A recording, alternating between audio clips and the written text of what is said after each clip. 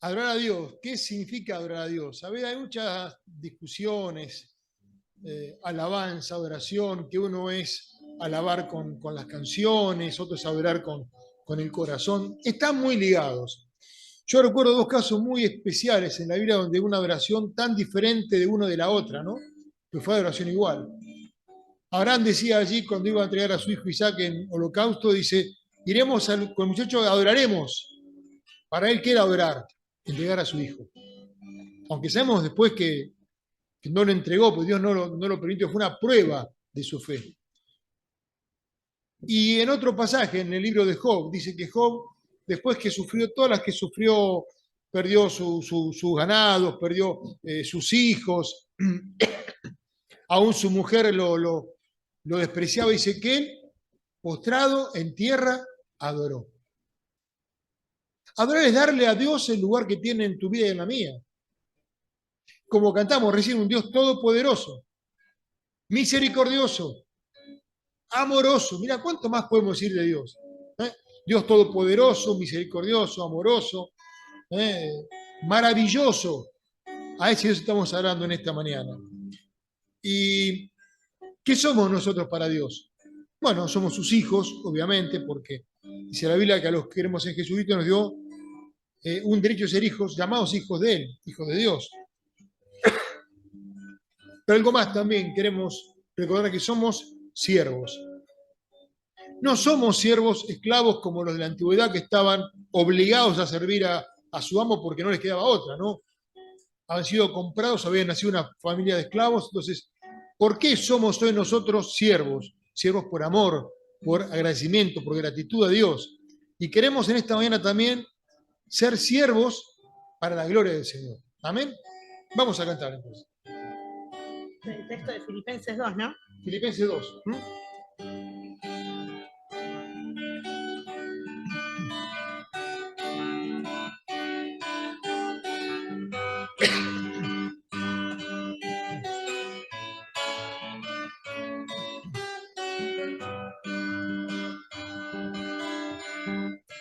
Siendo en forma de Dios, Rey de toda la creación, de siervo se vistió.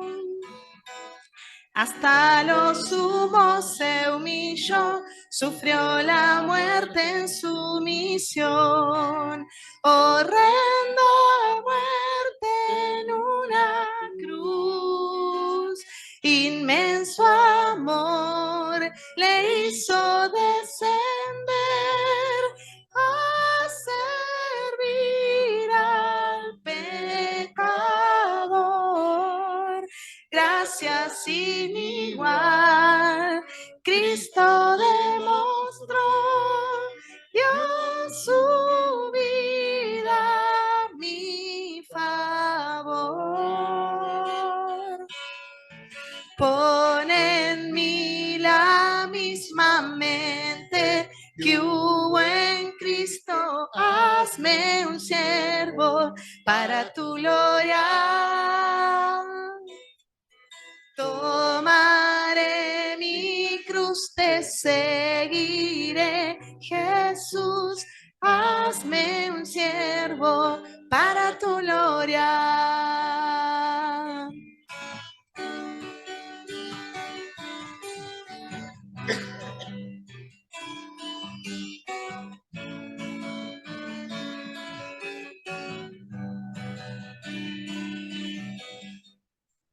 Soberano e inmortal, coronado en majestad, lavando mis pies.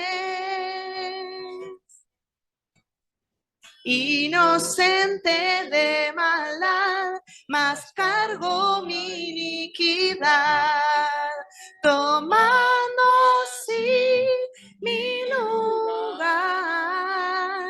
Herido fue por mi transgresión y en silencio padeció por mi rebelión. Sangre derramó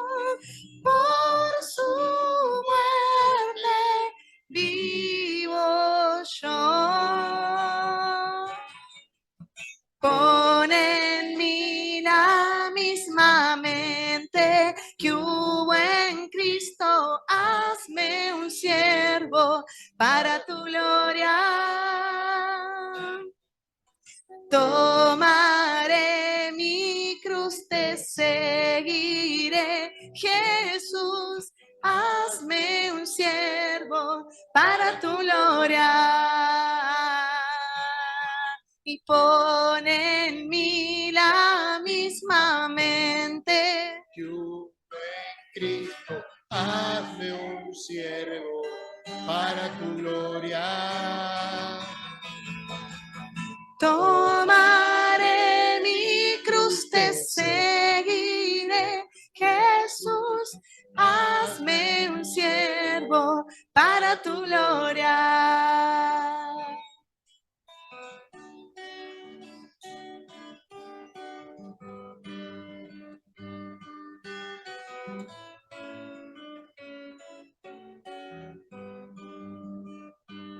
Un siervo no por obligación, un siervo por amor. Un siervo no porque no nos queda otra, sino un siervo porque queremos servir al Señor de todo corazón. Un siervo por gratitud, porque todo lo que hizo Dios por nosotros, lo que hizo Cristo por nosotros, es tan incomparablemente hermoso que no nos queda más o menos que decir, Señor, acá estoy, quiero servirte. Con lo que Amén. tengo, con lo que me diste, con los talentos, con los dones, con los recursos que tenga, servir a un Dios que se merece todo esto y mucho más. El texto que mencionaba Laura recién es cierto, está allí en Filipenses capítulo 2, y dice justamente que haya en nosotros este sentir que hubo en Cristo Jesús, el cual siendo en forma de Dios, ¿qué quiere decir en forma de Dios? Si Dios no tiene forma estética, pero siendo de la misma naturaleza de Dios, el Padre y el Espíritu Santo, dejó por un momento, por un tiempo, por unos 33 años aproximadamente, ese lugar de privilegio o de honra que le correspondía para hacerse un siervo humilde como nosotros, o más que nosotros, ¿no? Porque él sirvió a los discípulos, sirvió lavando los pies, cantamos también recién, ¿no? Sirvió también en muchas maneras, y un ejemplo para que seamos sus siervos que él nos desafía a hacer. Y si queremos servir a Cristo, tenemos que identificarnos con Jesucristo. Y si yo quiero ser como el Señor, por supuesto que nunca vamos a ser como el Señor porque somos humanos, pecadores, falibles, pero el Señor quiere que le sigamos, que le imitemos, que podamos identificarnos con Él. Él se identificó con vos y conmigo en nuestras necesidades. Vino a este mundo, como cantamos recién, a mostrar su amor por nosotros. Démosle nuestra gratitud a Él, tomando su identidad como hijos de Dios.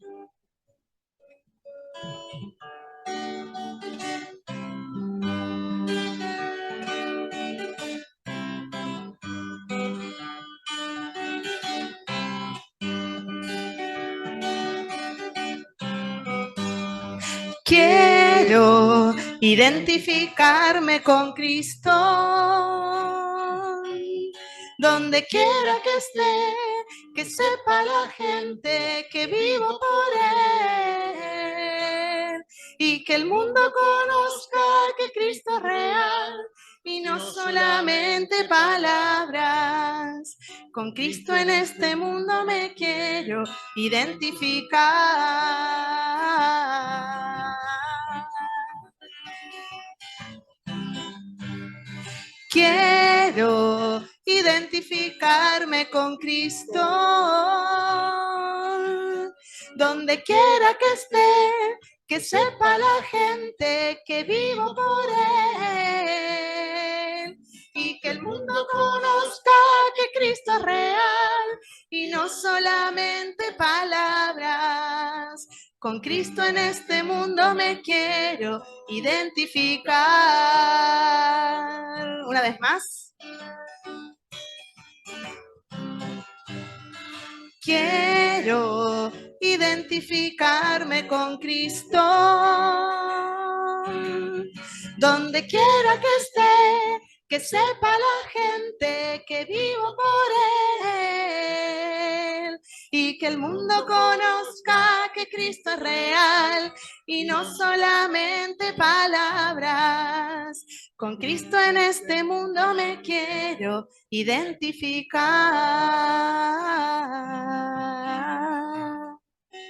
Na, na, na, na, na. ¿Y cómo te parece que te puedes identificar con Jesucristo? Algunos dirían, bueno, yendo a la iglesia. Bueno, Jesús nunca fue a la iglesia, iba al templo. Uno dirá, bueno, yo ando la Biblia bajo el brazo. Hay mucha gente que lleva la Biblia el domingo bajo el brazo y no es justamente un hijo de Dios. ¿Cómo identificarte con Cristo? Bueno, viendo como Él vivió. Apuntando a vivir en santidad como Él vivió en santidad. Repito, no seremos como Él en absoluta identidad porque somos pecadores, pero viviendo como Él vivió. Amando como Él amó a la palabra, amando al Padre, sirviendo al prójimo como Él también lo llamó a ser siervo de Él, pero fundamentalmente tomando muy en serio la palabra de Dios. Si algo caracteriza a un cristiano es que ama la palabra de Dios, o la debe de amar, si no sería un creyente bastante raro. Ama y cumple y obedece la palabra de Dios. Y por último, ya para concluir este tipo de alabanza, estamos aquí porque hemos decidido un día seguir a Jesucristo. Y tiene que ver justamente con esto hermoso que es caminar con el Señor, ¿no? Decíamos hoy tomar la cruz, ¿no? Y seguir al Señor. Bueno, sigamos a Cristo. Un día lo decidiste vos en tu vida, yo en la mía. Un día hicimos una profesión de fe. Un día dimos un paso de obediencia con el bautismo. Un día dijimos, Señor, aquí estoy. Quiero servirte, quiero ser un siervo tuyo.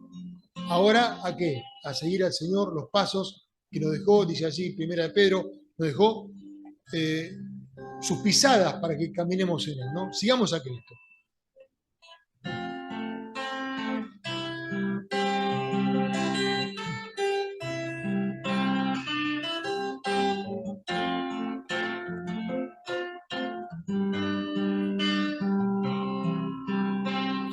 He decidido seguir a Cristo. He decidido seguir a Cristo. He decidido seguir a Cristo. No vuelvo atrás, no vuelvo atrás. La vida vieja la he dejado, la vida vieja la he dejado, La vida vieja la he dejado, no vuelvo atrás, no vuelvo atrás. Si otros vuelven, yo sigo a Cristo. Si otros vuelven, yo sigo a Cristo. Si otros vuelven, yo sigo a Cristo. No vuelvo atrás. La cruz delante, detrás el mundo. La cruz delante, detrás el mundo. La cruz delante, detrás el mundo. No vuelvo atrás, no vuelvo atrás. El Rey de Gloria me ha transformado. El Rey de Gloria me ha transformado. El Rey de Gloria me ha transformado. No vuelvo atrás, no vuelvo atrás. He decidido seguir a Cristo. He decidido seguir a Cristo. He decidido seguir a Cristo. No vuelvo atrás.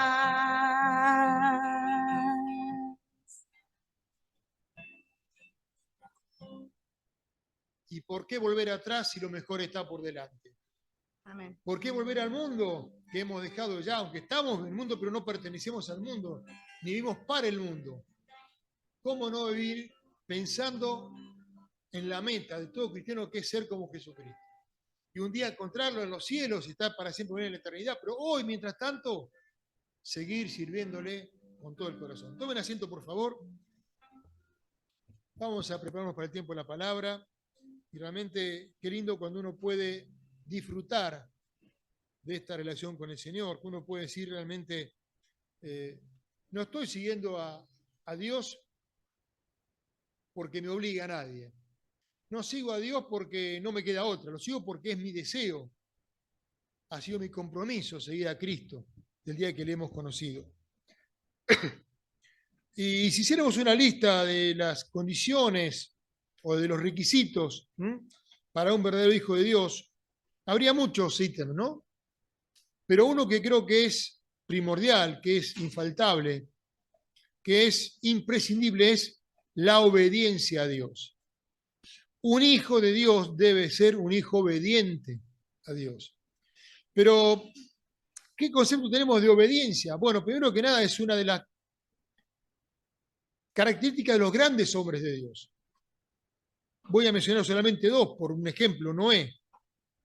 Noé fue un hombre que, si bien halló gracia delante de Dios, fue un hombre justo, recto, y que buscó, cuando Dios lo llamó a hacer la obra como Dios le estaba pidiendo. No hizo la obra a su manera, hizo la obra, dice allí en Génesis 22, como Dios le había mandado. El arca con las medidas que había que hacerla, de la manera que había que hacerla, con las dimensiones, con los 3 niveles, ¿cómo era? ¿Por qué? Porque obedeció al detalle el plan de Dios en el caso de construir un arca. Abraham, allí Génesis 12:4 dice que, 12:1 al 4 dice que Dios lo había llamado a dejar a su familia, a su parentela, a sus padres, a sus hermanos, allí en Ur de los Caldeos, que era una ciudad, una región muy arraigado toda la idolatría y el paganismo, a una tierra que yo, dice Dios, te voy a mostrar. Y dice el texto que justamente Abraham dejó esa tierra, como Dios se lo había pedido. Cumplió obedientemente a este llamado de Dios. Josué 11:15 también lo menciono solamente para que tengamos un contexto. Dice que así como Moisés había obedecido a Dios, Josué obedeció lo que Moisés había dejado como mandato dado por Dios para el pueblo de Israel. Obediencia es una de las principales señales o credenciales de un hijo de Dios. Vamos a 1 Samuel capítulo 15, versículo 22. Y allí vamos a ver cómo Samuel, obviamente inspirado por el Señor, porque no lo decía por él, le da un énfasis muy grande a la obediencia, tan grande que va a ser cómo la pone por encima de algo que era para los judíos sublime, que eran los sacrificios. Dice así, 1 Samuel 15:22. Y Samuel dijo a Saúl, después veremos en qué contexto estaba, pero dice esto: ¿se complace Jehová tanto en los holocaustos y víctimas como en que se obedezca a la palabra de Jehová? Ciertamente el obedecer es mejor que los sacrificios, y prestar atención que la grosura de los carneros. Ahora, ¿por qué habrá dicho estas palabras Samuel? ¿Por qué es mejor obedecer que dar un sacrificio? Cuando la ley de Dios decía que había que hacer sacrificios todos los días, holocausto continuo, mañana, tarde y noche, corderitos, cabritos, becerros, palominos. ¿Por qué? Porque ¿cuándo había que ofrecer un sacrificio? Cuando había un pecado que arrepentirse. Ahora, si no pecamos, si obedecemos a Dios, nos evitamos primeramente el dolor del pecado, la ofensa a Dios y el sacrificio. Por eso dice acá Samuel, mejor es ofrecer obediencia que ofrecer un sacrificio. Dios no quiere que traigamos un corderito, un cabrito, bueno, ahora ya no hay cómo hacerlo, pero no hace falta. Pero en ese contexto, Dios quiere que lo obedezcamos. ¿Qué es más importante para Dios? La obediencia. Eso no ha cambiado. Cambió, por ejemplo, el sacrificio de los corderitos, que ya no se hace más. No hay templo, no hay sacerdote, no hay nada. Cristo fue el sacrificio perfecto, una vez y para siempre por todas las personas. Ahora, volviendo, qué importante que es la obediencia. Ahora, ¿cómo tiene que ser la obediencia? De cualquier forma, no. Yo quiero compartirles 3 aspectos de cómo yo entiendo, por la palabra de Dios, que tenemos que obedecer. En primer lugar, la obediencia debe ser incondicional. ¿Qué quiero decir con esto? Cuando Dios nos pide algo, no empecemos a ver, bueno, a ver, Señor, pero ¿estás seguro? ¿Te parece? ¿Por qué? Mira, tengo otro plan yo. Le podemos preguntar por qué a Dios, no está mal. ¿Por qué o para qué? Y Dios te puede decir el por qué o te puede decir, mira, es un tema que lo vas a entender más adelante, como dijo Jesús a los discípulos. No lo entienden ahora esto, pero se lo van a entender más adelante. Ahora, ¿qué quiere decir incondicional? Primero que nada, dejando la vida pasada. Porque mis planes para Dios o tus planes para Dios pueden ser muy lindos, pero si no son planes de Dios, no sirven absolutamente nada. Podemos tener muchos proyectos de cosas para hacer, en lo personal, en lo familiar, aún para la iglesia. Pero si Dios te pide otra cosa, tomá el lugar que Dios te está pidiendo. Mira, hay un caso muy interesante, así en Mateo capítulo 4, versículo 18, de 4 de los apóstoles, 4 de los discípulos más cercanos, bueno, 3 de ellos los más íntimos del Señor. Hablamos de Pedro, de Andrés, de Juan y de Jacobo, estos 2 pares de hermanos, ¿no? Allí dice en Mateo capítulo 4, versículo 18, que andando Jesús junto al mar de Galilea, vio a 2 hermanos, Simón, llamado Pedro, y Andrés su hermano, que echaban las redes en el mar porque eran pescadores. Y les dijo, venid en pos de mí y os haré pescadores de hombres. Ellos entonces dejaron al instante las redes y le siguieron. Pasando allí, vio a otros 2 hermanos, Jacobo, hijo de Zebedeo, y Juan su hermano, y la barca con Zebedeo su padre, que remendaban sus redes y los llamó. Y ellos dejando al instante la barca a sus padres, le siguieron. Te marco 2 cosas. Jesús vio a 2 grupos, a 2 pares de hermanos. Y los llamó y dijo, sígueme.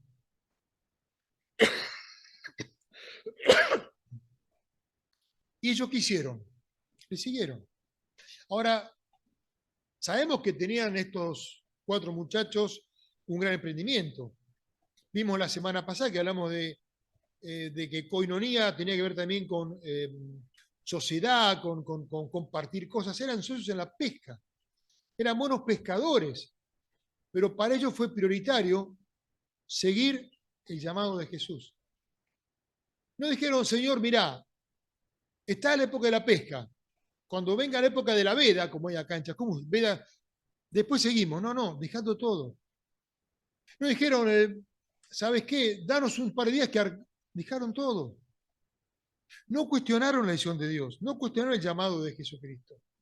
No dijeron, Señor, ¿sabes qué? No estoy preparado todavía. No estaban, claro que no estaban. Jesús los preparó durante 3 años y medio, enseñándoles, ministrándoles, predicándoles, dándoles testimonio. Ellos no estaban preparados para nada. Eran menos que aprendices. Pero fueron. No le pusieron ningún reparo al Señor. Y así como Él los llamó, allí fueron. Otro caso interesante. Saulo de Tarso, el apóstol Pablo. Hay en la Biblia 3 relatos, en Hechos, libro de los Hechos, de la conversión de Pablo, perdón. Una en la que hace directamente Lucas en tercera persona, donde dice que iba Saulo camino a Damasco, vio una luz que se hizo, y después lo que relata ya Pablo, tanto a Félix como a Agripas, Herodes Agripa. Y a este Herodes le dice, no fui rebelde al llamado a la visión celestial. Cuando Jesús le dijo, Saulo, anda a Damasco, te diré qué van a hacer, no dijo, Señor, quiero saberlo ya ahora. esperá, no, fue calladito la boca, ahora estaba ciego, peor todavía, ¿no? Pero fue obediente, no fue rebelde al llamado del Señor. Qué importante, ¿no? No cuestionar a Dios, no plantearles tus deseos. Está bien que por ahí en oración le diga, Señor, yo tengo este plan, pero vos qué querés hacer. Una cosa es plantear a Dios tus anhelos y que Dios los confirme o los modifique. Y otra cosa es cuestionar a Dios, porque no es lo que vos estás pensando, lo que yo estoy pensando.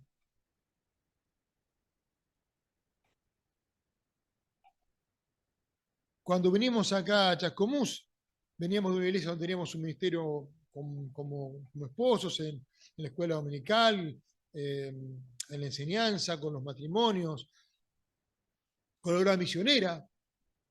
Pero cuando Dios nos llamó, nos dijimos, Señor, espera, a ver, ¿estás seguro? Sí, pedimos a Dios una confirmación. Queremos estar seguros que no vamos por voluntad nuestra, sino vamos porque es tu voluntad, pero fuimos justamente, o vinimos, mejor dicho, justamente en obediencia a ese llamado del Señor, sin cuestionar. Primero, entonces, un llamado, una respuesta incondicional, obediencia incondicional a Dios. Lo segundo, una obediencia desinteresada. ¿Sabes cuál es el gran problema? Que a veces queremos compatibilizar mis proyectos, más que nada los económicos, los personales, los profesionales, con el plan de Dios. Y no siempre se va a poder hacer. Es más, casi nunca van a ser así. Va a haber mucha contradicción entre mis planes profesionales, muchas veces, puede que no, pero los planes de Dios.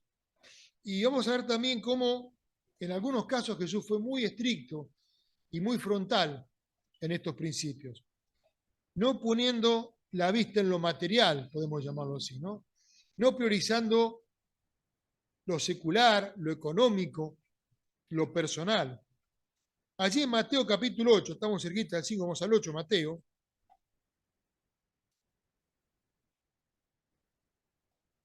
aparecen algunas personas que querían seguir a Jesús, que se manifiestan como seguidores de Cristo, ¿no? Y dicen, Señor, queremos seguirte, pero hay algunas cosas que tenemos que hablar primero, ¿no? ¿Qué te parece si primero cerramos esto? Allí dice Mateo 8, 18, viéndose Jesús rodeado de mucha gente, mandó pasar a otro lado. Vino un escriba y le dijo, Maestro, te seguiré a donde quiera que vayas. Jesús le dijo, las zorras tienen guarida y las aves del cielo nidos, mas el Hijo del Hombre, Jesucristo el Hijo del Hombre, no tiene dónde recostar su cabeza. Así que primero que nada, querido escriba, que tenés una posición económica importante, un nombre dentro de Israel, un lugar de reconocimiento, conmigo eso no lo vas a tener. Es más, sabes que no vas a tener dónde recostar tu cabeza. ¿Te acuerdas que Jesús estaba itinerando por Judea, por Samaria, por Galilea, y se hospedaba en la casa de sus discípulos, en la casa de María, Marta y Lázaro, por ejemplo, donde más lo vemos, en una casa de un tal Simón el fariseo, otra un tal Simón el leproso, tal vez uno que Jesús había curado. No tenía una casa propia, no tenía un lugar donde decir, este es mi lugar donde yo voy a residir. De hecho, cuando fue a tener la última cena con los discípulos, había un lugar que estaba preparado de antemano que no le pertenecía. Así que, si venís pensando en qué cosas querés hacer o qué vas a tener, ¿sabes qué? Andá poniéndolo otra vez en remojo, porque no es así la cosa para Dios. No pensemos en qué vamos a ganar o qué vamos a obtener, sino tal vez en qué vamos a tener que sacrificar por el privilegio de seguir y de servir al Señor. Pero dice después, bueno, eso va a quedar para un punto más adelante, no me quiero adelantar, ¿no? Primero ya dijimos así, buscar de no priorizar las cuestiones materiales o personales o seculares antes de la obediencia al Señor. En Lucas 18, 18, otro pasaje también muy conocido, que está también en Mateo y en Marcos, vamos el de Lucas, que es el que tengo ahí marcado, tenemos también otro muchacho, un joven, Marcos dice que era joven, acá no se menciona, pero vamos al caso, que lo conocemos como el joven rico, ¿no? Y este joven, que era un maestro, un principal de la sinagoga también, evidentemente, un principal, le dijo, maestro bueno, ¿qué haré para heredar la vida eterna? Jesús le dijo, ¿por qué me llamas bueno? Bueno, hay uno, solo Dios. Los mandamientos ya los conocés, ya los sabés. No adulterarás, no matarás, no hurtarás, no darás falso testimonio. Honra a tu padre y a tu madre. Y él le dijo, todo esto lo he guardado de mi juventud. Jesús oyéndolo le dijo, aún te falta una cosa. Ah, claro, Marcos agrega, mirándole, le amó. ¿Por qué? Le dice, queda una cosa, vende todo lo que tienes, dale a los pobres y tendrás tesoros en el cielo. Y ven y sígueme. ¿Me querés seguir? ¿Mm? ¿Querés saber qué queda? Bueno, cumplir la ley de Dios. Ya lo hice toda mi vida, perfecto. Bueno, ahora lo que tenés, dalo a los pobres. ¿Te acuerdas cómo es el gran mandamiento de Dios? ¿No? Primero, amar a Dios. Segundo, a tu prójimo o a ti mismo. Bueno, amás a Dios, guardás toda la palabra de Dios, la ley. Bueno, ahora amá a tu prójimo, da lo que tenés. Y dice el texto que se fue muy triste porque tenía muchas riquezas. Otro joven que no quería ganar, quería mantener lo que tenía. No quería hacer dinero con la obra de Dios. Tampoco quería perderlo. No quería invertirlo. ¿Sabes? En la vida cristiana, muchas veces vas a tener que invertir mucho de tu tiempo y de tus recursos. Y a lo mejor no lo vas a ver en lo inmediato, en corto plazo. Tal vez lo veas después de años, los frutos de esa inversión que hiciste. En tiempos en una persona, en tiempo una ofrenda a un misionero, en lo que fuere. El tiempo que invertís en estudiar la palabra de Dios, tiempo y esfuerzo y dinero también, porque todo es un costo. Pero esa inversión tal vez la vas a ver en años, tal vez nunca la veas vos, la vean otros. Tal vez lo que vos sembraste en una persona, otro lo va a cosechar después de algunos años, no hay problema. Pablo decía, yo planté, Apolo regó, pero Dios del crecimiento. Entonces, no priorizar lo material, no tener un interés por la obra de Dios a nivel personal. Mi interés tiene que ser servir al Señor, obedecer a Dios lo que me esté pidiendo. Si te dice, deja este lugar y anda para allá, como le dijo a Abraham, hagámoslo. Si le dice como a Pedro, deja tu emprendimiento, que era bastante próspero aparentemente, o el de Juan, que tenía aún algunos siervos, empleados, déjalo. Hay algo mejor, no en lo material, en lo espiritual, en lo trascendente que Dios te quiere dar. Pero hay algo más que me gustaría ver en este pasaje, un poquito más adelante. Así, versículo 23, vimos que Jesús dijo que estaba triste, ¿no? Porque perdía muchas posiciones para seguir al Señor, si era esa la condición que le ponía Dios. Y dice Jesús, cuán difícilmente entrará el reino de los cielos los que tienen riquezas. Yo diría, los que aman las riquezas, porque tener riqueza no es un pecado.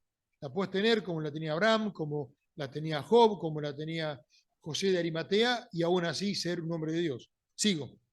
Porque es más fácil pasar un camello por ojo de una aguja que tener un rico en el reino de los cielos. Después un día veremos que esta parábola tan especial, pero vamos a esto. Es muy difícil que un rico renuncie a sus riquezas. ¿Por qué? Porque el rico habitualmente está amando las riquezas como ese famoso rico insensato de la parábola que dijo, hará graneros más grandes, guardar más cereales, más rebaños, pero todo va a ser para este mundo. Pero le dice así, versículo 28, y aquí nosotros hemos dejado nuestras posiciones y te hemos seguido. Ahora Marcos agrega, ¿y qué tendremos? Ahora cuidado, no pensemos tampoco en hacer un negocio. Si dejamos todo, ¿qué me vas a dar después a cambio de todo esto? No. Si Dios te lo pide o se lo querés dar a Dios, dalo de corazón. ¿Va a haber un reconocimiento? Claro que sí. Dios no es injusto, dice Hebreos 10:25, Hebreos 6:10, para olvidar tu obra y tu servicio a Él y te va a recompensar, te va a dar más de lo que vos diste, pero no lo hagas con ese interés. Hay un triste evangelio o falso evangelio que está muy en boga, es el de la prosperidad, el de pactar con Dios, el de hacer una siembra.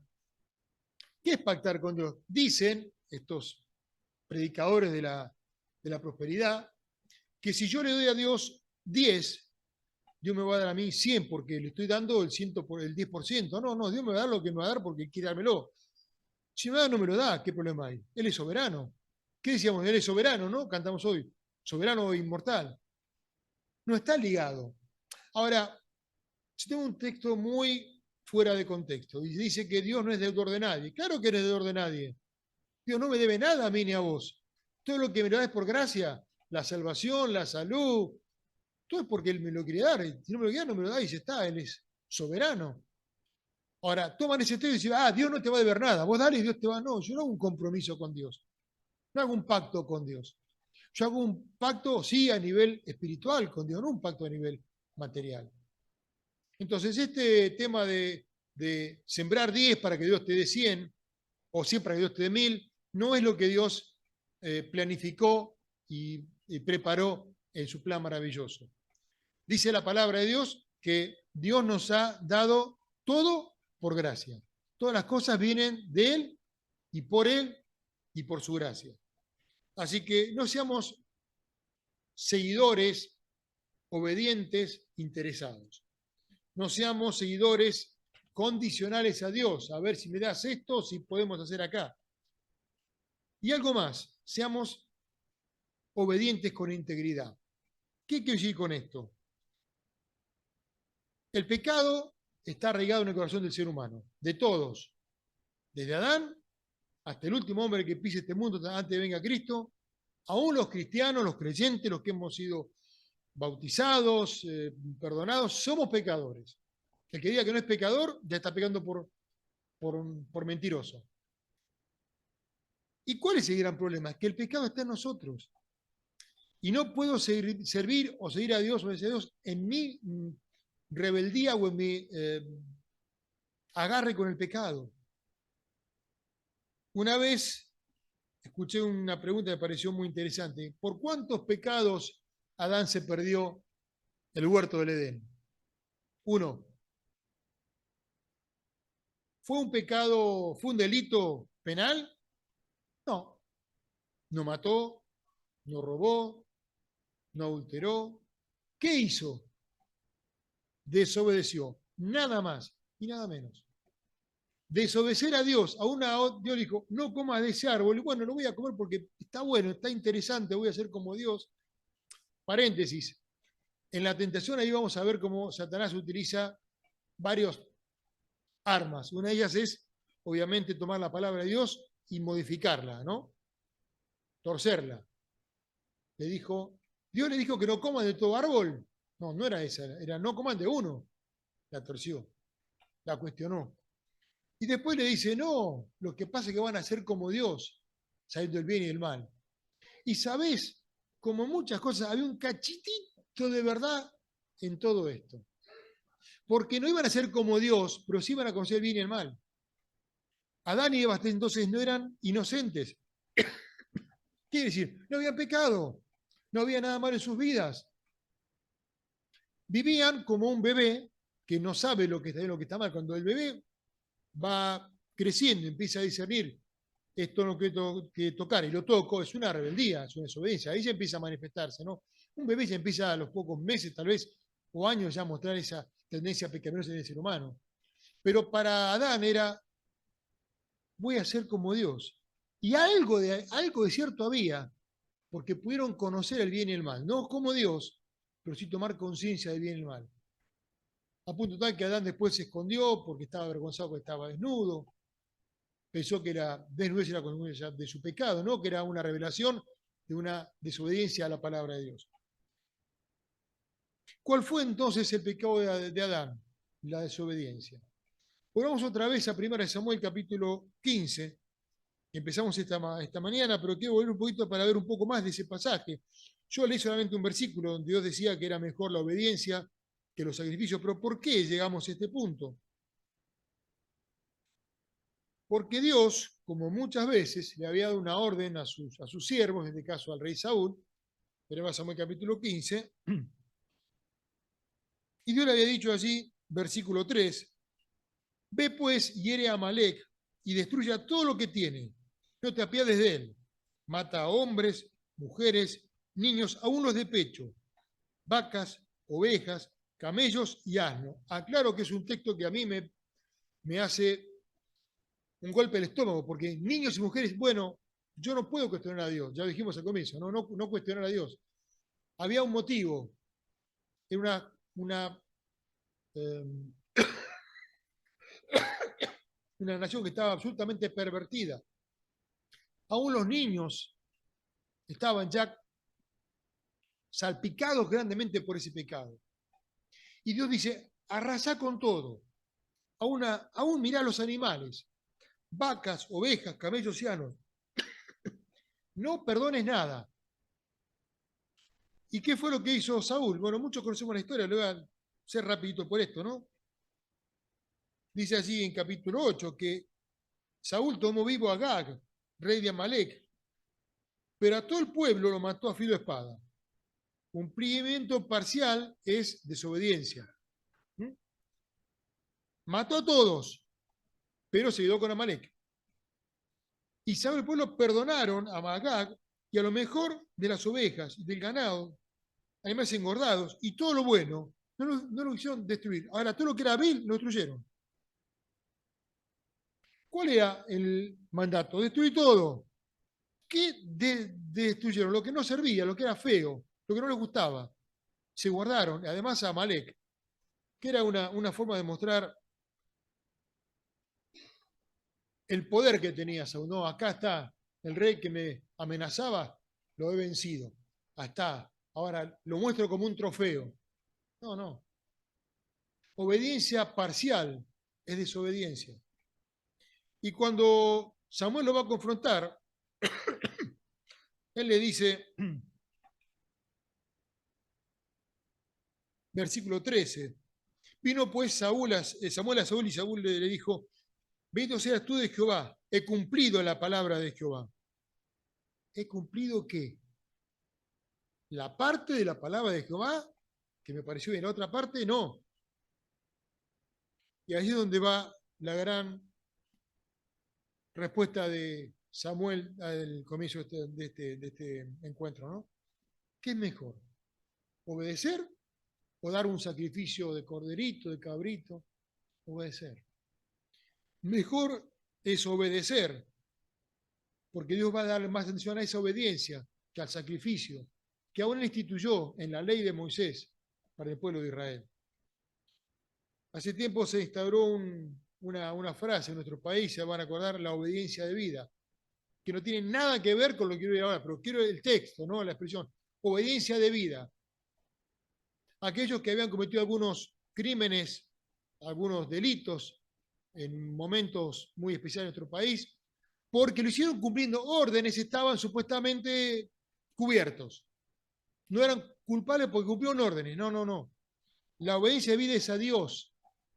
Sí, por supuesto, a la autoridad civil, podemos que Pablo dice en Romanos que nos sujetemos a toda autoridad, pero no te olvides también que en Hechos, cuando estaban siendo confrontados por los fariseos, Pedro y Juan decían, tenemos que obedecer primero a Dios antes que a los hombres. ¿A quién vamos a obedecer? A Dios. ¿Qué me están diciendo? Que no predique, no puedo. Primero obedezco a Dios, después a la autoridad humana. Y si la autoridad humana me lo prohíbe y Dios me lo pide, lo hago. Aunque sea desobediente al hombre, soy obediente a Dios. Mi prioridad es siempre Dios.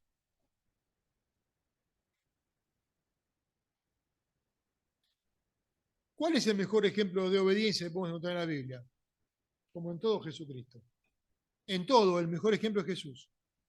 Vimos a Abraham, vimos a Noé, podemos ver a Job, hombres muy íntegros, pero el ejemplo sin falla es el de Jesucristo. Abraham fue muy fiel, pero también se equivocó, mintió, engañó, Noé fue un hombre muy, muy íntegro, pero se emborrachó, hizo cosas que no debía. Jesucristo no, es el ejemplo perfecto. Leímos hoy Filipenses, ¿no? 2:8, que mencionamos cuando cantamos. Siendo en forma de Dios, siendo Dios mismo, no se agarró, yo soy Dios, yo no voy a hacer lo que tienen que hacer los hombres. Es culpa de ellos el pecado. Bueno, yo voy a ir como un hombre, humanado, tomando cuerpo de hombre, forma de hombre. Tentado, dice Hebreos, como vos, yo, en todo, pero sin pecado. A veces nos parece, hoy Dios no me comprende, no sabe lo que yo sufrí, lo que yo sufro. Jesús sufrió lo que vos pasaste, lo que yo estoy pasando, o pasé o voy a pasar. Él tuvo todas las necesidades, tuvo hambre, tuvo sed, tuvo frío, se cansó, se durmió en la barca, conoció las miserias humanas, fue traicionado, fue negado, se oponían a él, aún uno de su propio círculo íntimo lo vendió, pero sigue siendo un ejemplo. Siendo Dios, se hizo hombre y fue obediente hasta la muerte y muerte de cruz. Obediente, Jesús fue obediente al Padre. Siempre decía, no hago mi voluntad, sino del Padre que me envió. Allí Juan capítulo 78, no era así mi voluntad, la del Padre que me envió. No hablo mis palabras, las palabras que mi Padre me dice que yo haga. Yo hago lo que Él me dice. Cuando oraba Jesús, no oraba para que Dios haga su voluntad, para hacer la voluntad del Padre. Acordate en Getsemaní. Señor, si puede, pase mí esta copa, pero ya es tu voluntad y no la mía. ¿Quién quiero que tenga el primer lugar? Vos, papá. Abba Padre, como decía Jesucristo. Hebreos 5:8 dice que por lo que padeció, aprendió obediencia. ¿Para qué decir que aprendió obediencia? Él siempre fue obediente. Por eso vino a este mundo en obediencia a la voluntad del Padre. Pero que aprendió quiere decir que él manifestó una obediencia para que el mundo comprenda lo que era obedecer a Dios. Sí, sí, aprendió. ¿Cómo lo aprendió? Con el sufrimiento. Básicamente con la cruz. Principalmente con dar la vida por aquellos que estaban allí cuestionándolo, negándolo, burlándose, escarneciéndose de él. El ejemplo de Jesús. Obediente de muerte y muerte de cruz. Aprendió la obediencia por lo que sufrió por nosotros y vino a hacer la voluntad del Padre y no la suya propia. Ahora, te quiero decir algo, ¿no? La bendición tiene consecuencias. Perdón, la obediencia tiene consecuencias, que es la bendición.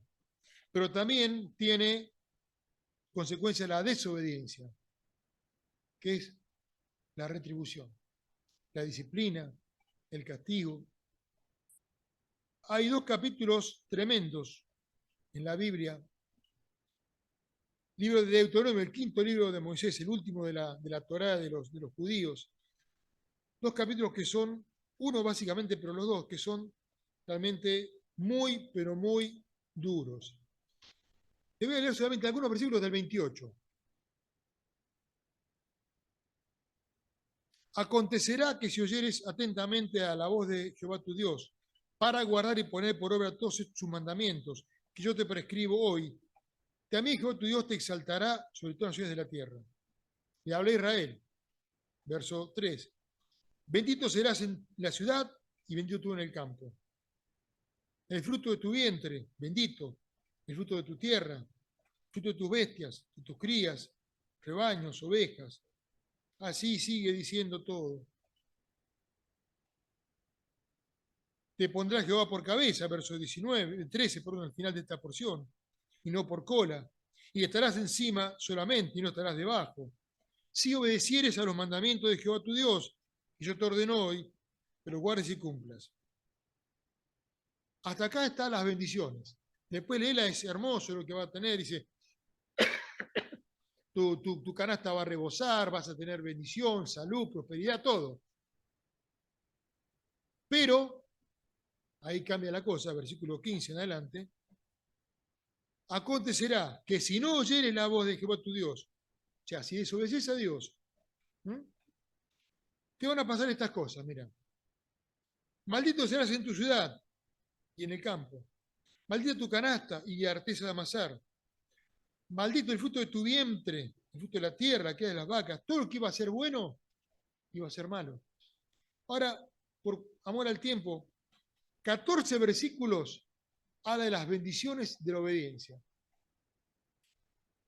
Del 15 al final del capítulo, que es el versículo 68, de las consecuencias de desobedecer a Dios. O sea, que hay muchas cosas buenas, pero muchas cosas de las que nos tenemos que librar obedeciendo al Señor. ¿Cuál fue la consecuencia de la desobediencia de Adán? La muerte. ¿Para quién? Para él, para Eva y todos sus descendientes. Perdón. Aún para vos y para mí, la muerte física.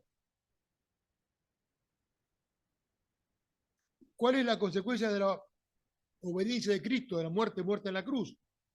Que leemos en Filipenses 2, versículo 8. Vida eterna.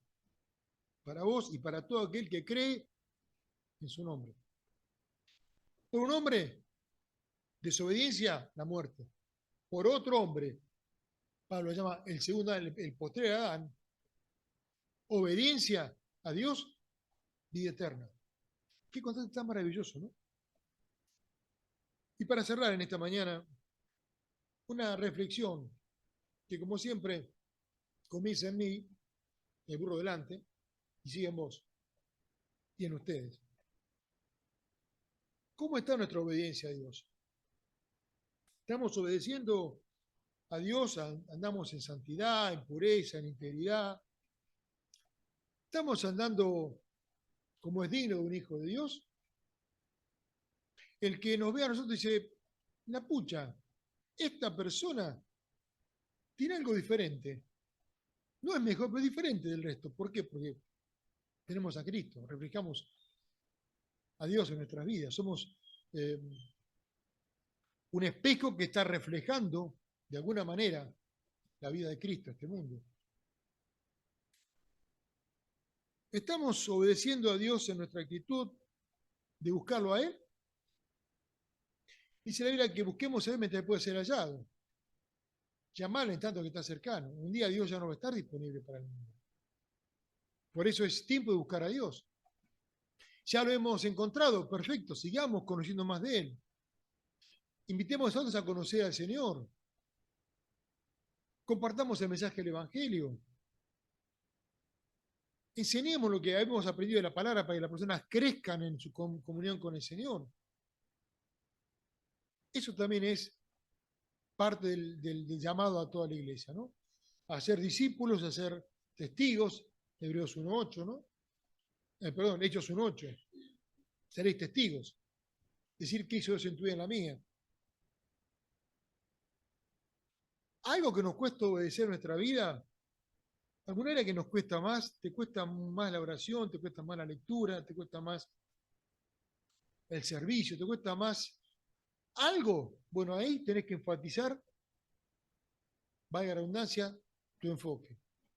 Señor, tengo esta área débil. Es como el jugador de fútbol que dice, la verdad, yo soy bueno con con la zurda, soy malo, entonces pruebo con la izquierda, hasta que voy aprendiendo a patear con la izquierda.